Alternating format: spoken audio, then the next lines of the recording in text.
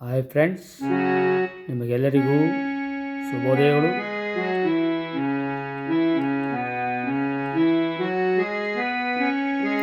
Friends, ಪ್ರಾರಂಭದಲ್ಲಿ ಯಾವುದೇ ಸರಿಗಮಪವನ್ನು ನಾವು ಈ ರೀತಿ ತಿಳಿಸಿ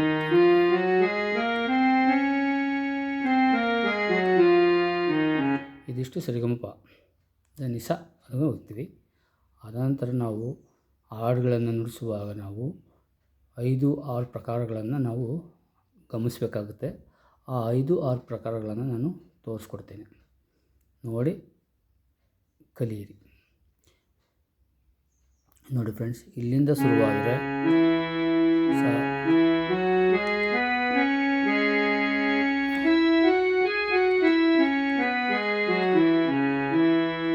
ಈ ಕೀಗಳಲ್ಲಿ ಹಲವಾರು ಸಾಂಗ್ಗಳನ್ನು ಬಾರಿಸ್ಬೋದು.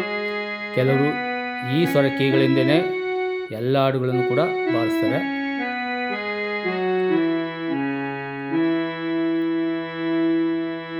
ನೆಕ್ಸ್ಟ್ ನಾವು ಇನ್ನೊಂದು ಪ್ರಕಾರವನ್ನು ನೋಡಿದಾಗ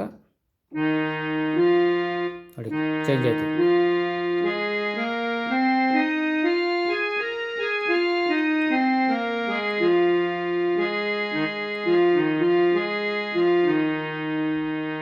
ಈ ಕೀ ಬಂದಾಗ ಹಿಂಗಾರಿ ಹೋಗ್ಬೋದು, ಹಾಡಿನ ಸ್ವರದನಿಗೆ ಸೇರಿಸಿದ ಹಾಗೆ ಈ ಇಲ್ಗಾರಿ ಬರ್ಬೋದು.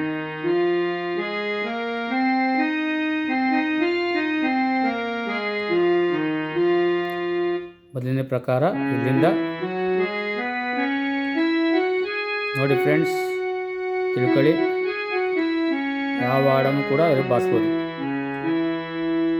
2 ಪ್ರಕಾರ ಆಯಿತಾ, 1 ಪ್ರಕಾರ 2 ಪ್ರಕಾರ.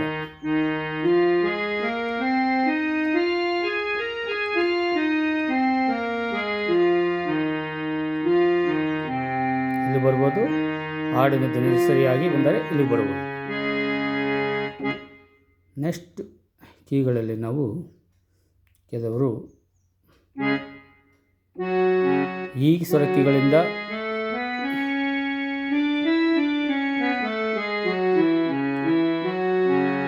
ಈ ರೀತಿ ಬರುತ್ತೆ ಫ್ರೆಂಡ್ಸ್.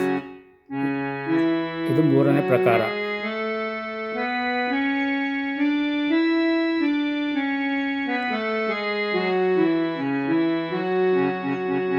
ಇದು 3ನೇ ಪ್ರಕಾರ ಫ್ರೆಂಡ್ಸ್. ಇಲ್ಲಿಂದ ಶುರುವಾಗಿ ಯಾವ ಹಾಡುಗಳನ್ನು ಕೂಡ ಈ ಕೀಗಳ ಮುಖಾಂತರಲೇ, ಅಂದರೆ ನಾವು ಬಾರಿಸುವಾಗ ಯಾವ ಕೀಯನ್ನು ಗಮನಿಸಿ, ಸ್ವರ ಕೀಗಳು ಪ್ರಾರಂಭ ಎಲ್ಲಾಗುತ್ತೆ, ಆ ಪ್ರಾರಂಭ ಆದರೆ ಆ ಕೀಗಳು ಹಿಂಗಾರೆ ಹೋಗ್ಬೋದು, ಹಿಂಗಾರೆ ಬರ್ಬೋದು.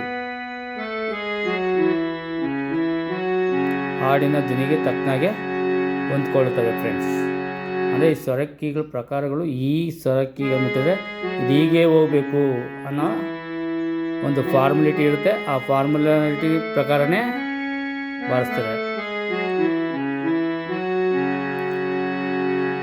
ನೆಕ್ಸ್ಟ್ ಫ್ರೆಂಡ್ಸ್, ಅದೇ ರೀತಿ ಹೋದಾಗ ನಾವು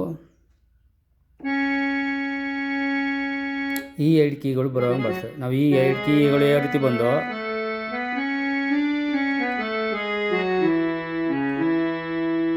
ಇಲ್ಲಿ ಬಂದಮೇಲೆ ಇಲ್ಲಿಗಾರೆ ಹೋಗ್ಬೋದು, ಇಲ್ಲಿಂದ ಸೀದಾ ಈಗ ಹೋಗಿ ಹಿಂಗೆ ಬರ್ಬೋದು. ಕೆಲವು ದುಃಖ ಹಾಡು ಬಂದಾಗ ಈ ರೀತಿ ಬರುತ್ತೆ. ಆಯಿತಾ ಫ್ರೆಂಡ್ಸ್. ನೆಕ್ಸ್ಟ್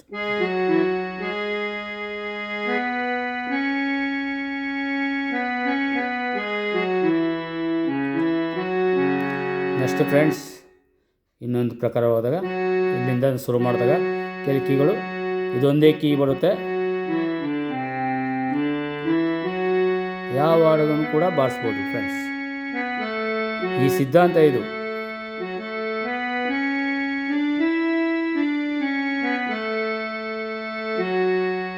ಮುಂದಿನ ದಿನಗಳಲ್ಲಿ ಈ ಪ್ರಕಾರಗಳನ್ನು ನಾನು ನುಡಿಸಿ ತೋರಿಸ್ತೇನೆ ಫ್ರೆಂಡ್ಸ್. ಆಮೇಲೆ ಇದು ಕೂಡ ಸ್ವರಕ್ಕೆ ಅನುಗುಣವಾಗಿ ಇದು ಕೂಡ ಕ್ಯಾಚ್ ಆಗುತ್ತೆ ಫ್ರೆಂಡ್ಸ್. ಇದಿಷ್ಟು ಸರಿಗಮ. ನೀವು ಯಾವುದೇ ಹಾಡು ನುಡಿಸ್ಬೇಕಾದ್ರೆ, ಯಾವುದೇ ಹಾಡು ನುಡಿಸಿದ್ರು ಇಲ್ಲಿಂದ ಶುರು ಮಾಡಿದ್ರೆ ಯಾವ ಹಾಡು ಬೇಕಾದ್ರೂ ನುಡಿಸ್ಬೋದು ಫ್ರೆಂಡ್ಸ್.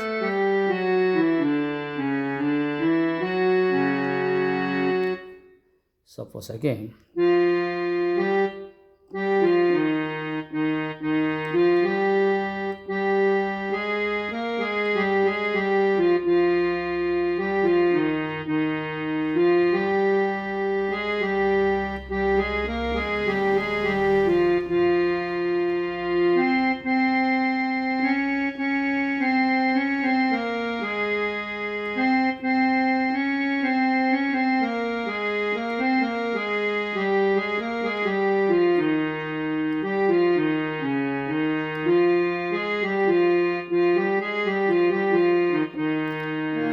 ಕೆಲವರು ಈ ಸ್ವರಕಿಗಳನ್ನು ಯೂಸ್ ಮಾಡಿ ಎಲ್ಲ ಹಾಡನ್ನು ಬರ್ಸ್ತಾರೆ. ಅದೇ ರೀತಿ ಬರ್ಸ್ತಾರೆ.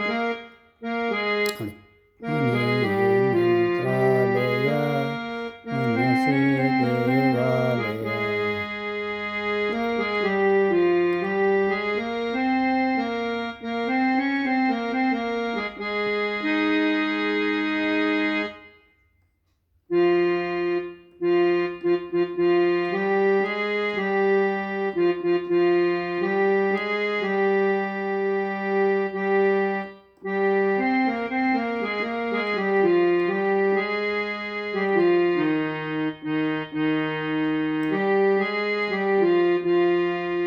ಮತ್ತು ಪಲ್ಯ ಬಂದಾಗ ಇಲ್ಲೇ ಬರ್ತದೆ.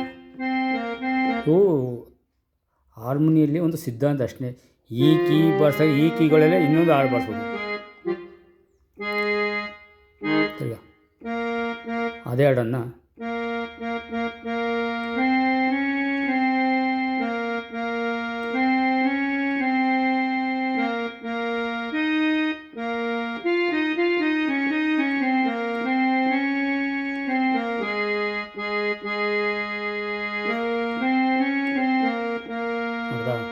ಇಲ್ಲೂ ಬಾರಿಸ್ಬೋದು. ಅಂದರೆ ಹಾಡಿನ ಸ್ವರಕೀಗಳು ನಿಮ್ಗೆ ನೆನಪಲ್ಲಿದ್ದರೆ ಇದೊಂದು ಸಿದ್ಧಾಂತ. ಅಂದರೆ ಈ ಕೀಗಳು ಬಂದಾಗ ಈ ಕೀಗಳು ಹಿಂಗೆ ಬರಬೇಕು ಅಂತ ಇದೊಂದು ಸಿದ್ಧಾಂತ. ಹಾಡುಗಳು ಏನಾದರೆ ಬದಲಾವಣೆ ಆದಾಗ ಅದೇ ಹಾಡು ಒಂದು ಸ್ವಲ್ಪ ಸ್ವರಕೀಗಳು ಏನಾದಾಗ ಇಲ್ಲಿಗೂ ಬರ್ಬೋದು, ಇಲ್ಲ ಇಲ್ಲಿಗೂ ಬರ್ಬೋದು. ಈ ಕೀಗಳೆಲ್ಲ ಆಟಾಡ್ತವೆ, ಇಲ್ಲ ಅಂದರೆ ಇಲ್ಲಿಗೂ ಹೋಗುತ್ತೆ. ಇದು ಸಿದ್ಧಾಂತ ನೋಡಿ ಫ್ರೆಂಡ್ಸ್. ಯಾವುದೇ ಕೀ ಬಾರಿಸ್ಬೇಕಾದ್ರೂ ಹಾರ್ಮೋನ್ ಸಿದ್ಧಾಂತನೇ ಇದು. ಈ ಎರಡು ಬಾರಿಸಿದ್ರೆ ಹಿಂಗೆ ಬರ್ಬೋದು. ಇಲ್ಲಾಂದರೆ ಈ ಕೀ ಸ್ವರ ಏನಾದ್ರು ಜಾಸ್ತಿ ಆದಾಗ ಎರಡು ಕೀಯಿಂದ ಇಲ್ಲಿಗೆ ಬರ್ಬೋದು, ಇಲ್ಲಾಂದರೆ ಇಲ್ಲಿಗೆ ಬರ್ಬೋದು. ಪಲ್ವಿಗೆ ಮಾತ್ರ ಇಲ್ಲಿಂದ ಶುರುವಾಗೋದು. ಎರಡು ಕೀ ಶುರು ಮಾಡಿದ್ರೆ ಪಲ್ವಿ ಅಂದರೆ ಇನ್ನೆಷ್ಟು ಚರಣ ನಾವು ಹಾಡು ಹೇಳ್ಕೋದು ಅವಾಗ ಇಲ್ಲಿಂದ ಶುರು ಮಾಡಬೇಕಾಯ್ತು.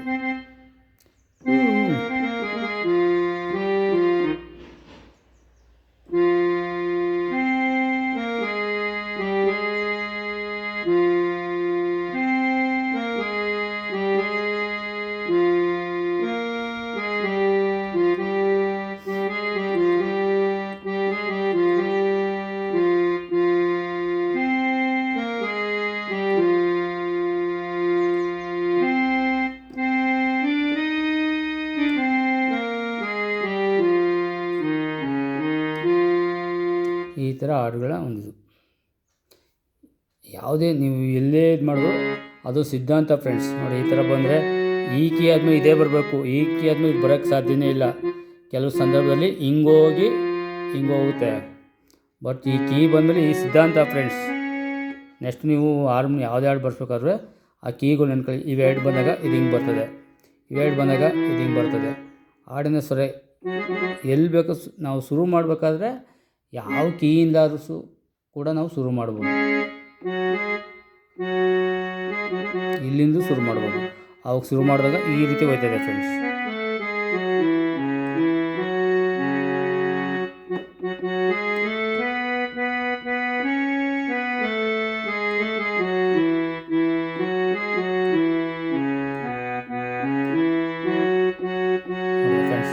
ಎಲ್ಲರೂ ಶುರು ಮಾಡಿ, ನೀವು ಯಾವ ಹಾಡನ್ನ ತಗೊಂಡು ಶುರು ಮಾಡ್ತೀವಿ ಕೀಗಳು ಇದಿದೆ ಕೀಗಳು ಬರ್ತೀವಿ ಅಂತ ಒಂದು ಸಿದ್ಧಾಂತ ಇದೆ ಫ್ರೆಂಡ್ಸ್. ಆ ಕೀಗಳೇ ಬರೋದು, ಇನ್ನೇನು ಬರೋದಿಲ್ಲ. ಈ ಕೀ ಮಾಡಿದ್ರೆ ಈ ಕೀನೇ ಬರೋದು, ಈ ಕೀ ಹೋದ್ರೆ ಈ ಕೀನೇ ಬರೋದು. ನೀವು ಈ ರೀತಿ ಬರ್ಬೇಕಂದ್ರೆ ಇಲ್ಲಿಂದ ಏನಾದ್ರು ಇದು ಶುರು ಆಗುತ್ತೆ.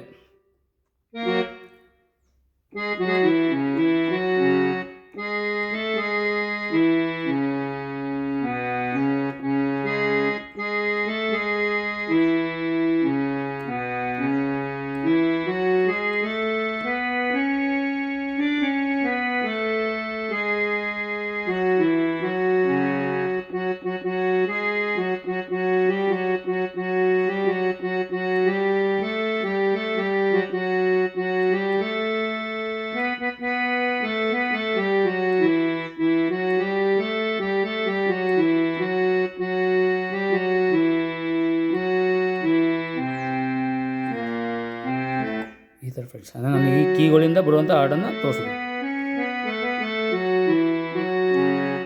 ಈ ಕೀಯಿಂದ ಕೂಡ ಲಾಸ್ಟ್ ಕೀಯಿಂದ ಕೂಡ ಬಾರಿಸ್ಬೋದು. ಈ ಮುಂದಿನ ದಿನಗಳಲ್ಲಿ ನಾನು ಒಟ್ಟಿನಲ್ಲಿ ಫ್ರೆಂಡ್ಸ್ ಯಾವುದೇ ನೀವು ಮಾಡಿ ಆ ಕೀಗಳು ಸ್ವರಕೀಗಳು ಈ ಕೀ ಬಂದರೆ ಈ ಕೀನೇ ಪ್ರೆಸ್ ಮಾಡಬೇಕು ಅನ್ನೋ ಸಿದ್ಧಾಂತ ಇರ್ತದೆ. ಅದೇ ಕೀ ಈ ಕೀಯಿಂದ ಇಲ್ಲಿ ಬಾರಿಸಿ ಇವೆರಡು ಬಾರಿಸಿ ಇದು ಕೂಡ ಬರುವಂಥ ಸಿದ್ಧಾಂತ. ಇವೆರಡು ಕೀ ಹೋದಾಗ ಇವೆರಡು ಕೀಗಳು ಬರಲೇಬೇಕು ಫ್ರೆಂಡ್ಸ್.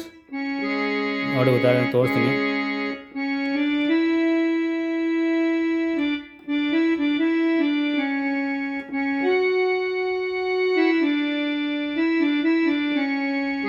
ಇದು ಸಿದ್ಧಾಂತ ಫ್ರೆಂಡ್ಸ್. ಈ ಕೀ ಅಂದರೆ ಈ ಕೀನೇ ಬರಬೇಕು ಅಷ್ಟೇ. ನೋಡಿ ತಿರ್ಗಾ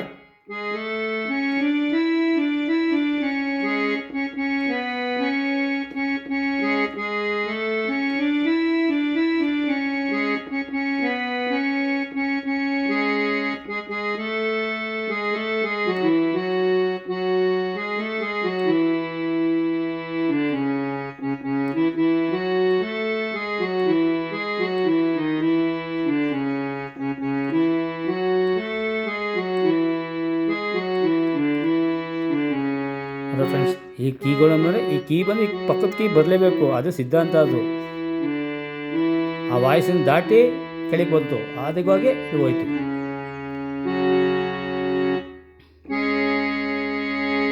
ಅದೇ ರೀತಿ ಸಿದ್ಧಾಂತ ಫ್ರೆಂಡ್ಸ್. ಎರಡು ಬಂದಾಗ ಈ ಎರಡು ಕೀ ಬಂದಾಗ ಇದೇ ಬರಲೇಬೇಕು, ಹಿಂಗೆ ಬರಲೇಬೇಕು ಫ್ರೆಂಡ್ಸ್. ನೀವು ಯಾವುದೇ ಹಾಡುಗಳು ತಗೊಳ್ಳಿ, ಕೆಲವರು ಆ ಸಿದ್ಧಾಂತನ ಪಾಲನೆ ಮಾಡಿ ಈ ಕೀಗಳಲ್ಲೇ ಬಾರಿಸ್ತಾರೆ ಫ್ರೆಂಡ್ಸ್. ಕೆಲವರು ಈ ಕೀ ಆಪೋಸಿಟ್ ತಗೊಂಡು ಕೆಲವರು ಈ ಕೀಗೆ ಆಪೋಸಿಟ್ ತಗೋತಾರೆ. ಈ ಕೀ ತಗೊಂಡ್ರೆ ಕೆಲವರು ಈ ಎರಡು ಕೀ ಮಾಡ್ಕೊಂಡು ಈ ಎರಡು ಕೀ ಆಪೋಸಿಟ್ ಮಾಡ್ಕೋತಾರೆ ಫ್ರೆಂಡ್ಸ್.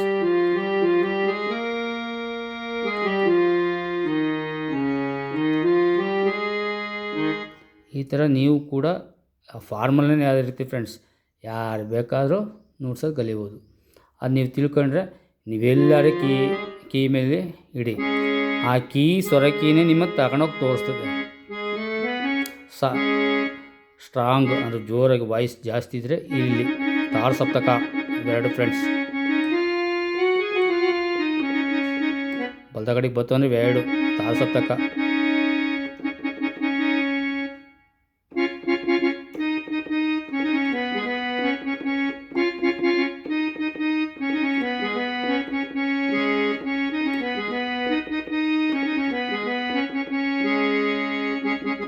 ತಾಳ ಸಪ್ತಕದಲ್ಲಿ ಬರ್ತಾನೆ.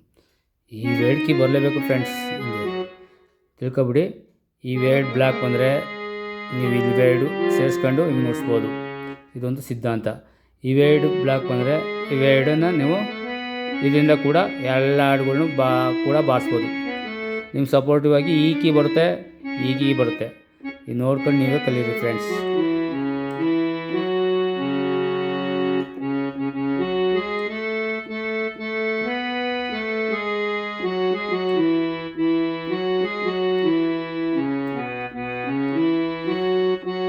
ನೋಡ್ದಾ ಫ್ರೆಂಡ್ಸ್.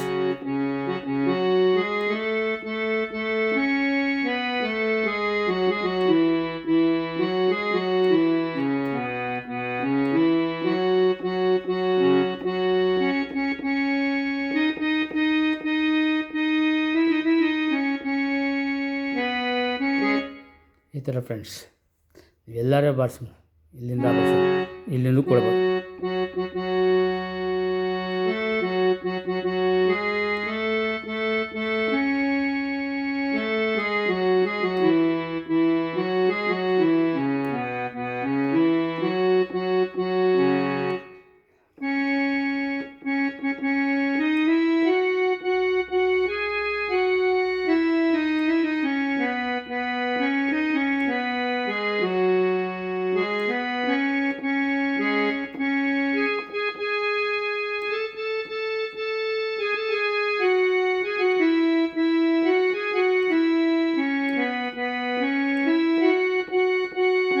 ತಾಳಸಪ್ತಕ, ಮಂದ್ರ, ಮಧ್ಯಮ, ಈ ಥರ ಹಲವಾರು ಒಟ್ಟಿನ ಸಿದ್ಧಾಂತ ಫ್ರೆಂಡ್ಸ್ ಇದೆ.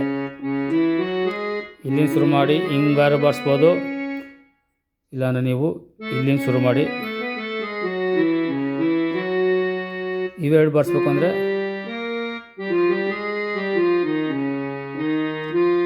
ನೋಡಿ, ಇವೆಲ್ಲ ಮೆಲೋಡಿ.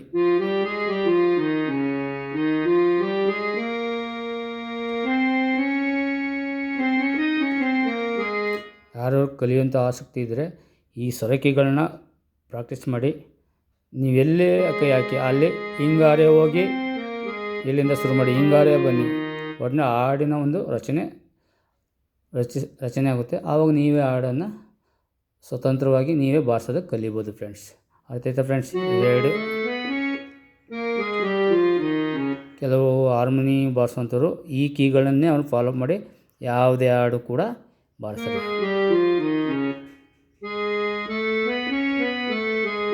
ತೋರಿಸ್ಕೊಟ್ಟಿಲ್ಲ ಫ್ರೆಂಡ್ಸ್ ಇವಾಗ ಹೆಂಗೆ ಬರ್ತವೆ ಅಂತ, ಹಾಗೆ ಕಲೀರಿ ಫ್ರೆಂಡ್ಸ್. Thank you. ಮುಂದಿನ ಭಾಗದಲ್ಲಿ ಇನ್ನೂ ಹೆಚ್ಚಿನ ಮಾಹಿತಿ ನೀಡುತ್ತೇನೆ. Thank you friends.